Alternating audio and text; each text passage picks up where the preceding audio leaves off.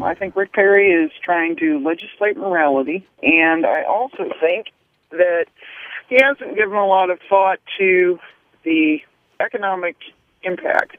The economic impact of not aborting children. Let's welcome to Houston's Morning News, Texas Right to Life's Elizabeth Graham. Elizabeth, welcome. Great to have you on with us this morning. Thanks, Matt. It's always a pleasure. All right, so you got the new law going into effect Thursday. That was one of our callers earlier this morning who said now there may be some economic impact if we don't start aborting these children. Well, Matt, that's a very sad commentary. You know, we are missing 20 million, if not more, people who would be coming of age this year since the legalization of abortion through all trimesters of pregnancy. And since 1972, we've lost about 1.5 million a year. So do the math. There's about 20 million people, 25 million people who would be coming of age, putting into Social Security, into the workforce. We are missing that many consumers, and we're missing that many workers. We're missing that many citizens and people who would be contributing to society. Now, Elizabeth, of course, the Planned Parenthood people would tell you that many of these women are on welfare. Many of these women are on, multiple pregnancies. So what we're doing is really adding to the welfare rolls. We're adding to the burden to the taxpayer with these children.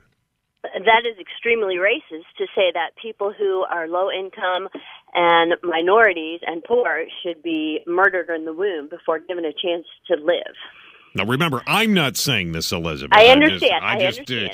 Just kind of presenting the other side here. Well, Margaret Sanger was Planned Parenthood's founder, yes. And one of the reasons that she started Planned Parenthood and the Birth Control League, which it was named when it started, was to get rid of the poor and the unfit. And they preyed on minorities. 71% of abortion clinics in America and Planned Parenthood abortion clinics are in low-income minority neighborhoods. Well, I mean, Sanger was a fascist. I mean, if anyone goes back and does the history of Planned Parenthood, I mean, it's amazing that this organization, in my opinion, is still around. But we can talk about the history later. Elizabeth, I want you to hang on real quick. Sure. When we come back, I want to ask you about Governor Rick Perry. Obviously, he signed this into law, and he's also now running for president. So I'll ask you how you feel this is going to affect his run for the presidency. We're talking with Elizabeth Graham. She's the head of the Texas Right to Life. Now, back to Matt Patrick and your morning news. KTRH News Time is 6:22, and we're talking to Texas Right to Life's Elizabeth Graham this morning. Now, Elizabeth, I had planned on having Rochelle Tafoya here from Planned Parenthood. I don't know what happened. I don't know if she forgot or if she decided not to come on, or I don't know. And I don't want to say that she refused to come on, but we can't get a hold of her. So that's a couple folks have emailed me once wanting to know why it's just you. That's the reason why we have reached out to Rochelle. Not exactly sure why she's not on with us this morning. How do you feel this new law, Elizabeth, will affect Rick Perry's run for the presidency? Certainly here in Texas, you and I and others believe in the sanctity of life, but around the country, not so much. Will this hurt him or help him, you think?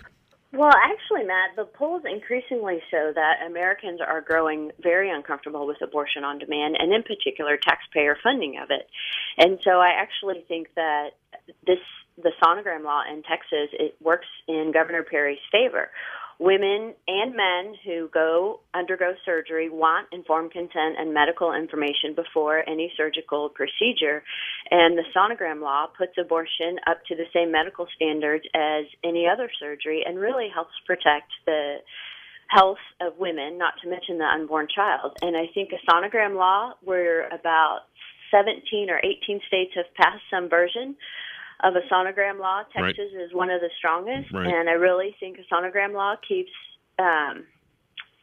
is a common sense pro-life measure that actually shows a woman the window to the womb. You know, she has the option to hear the heartbeat, which starts at 18 days. She can see fingers, toes, the baby swimming around, and if it's too young, if the unborn child is too young for her to see the fingers and toes, there clearly are signs of life that she can see inside the womb. Elizabeth, let me you're absolutely right, and I just got a real quick here. I got about 30 seconds, but let me ask you about the challenge to this. It's obviously challenged in court, so real quick, if you can do it in 30 seconds, what do you think is going to happen? I don't think we have anything to worry about. I think this law is going to go into effect on Thursday. What do you think?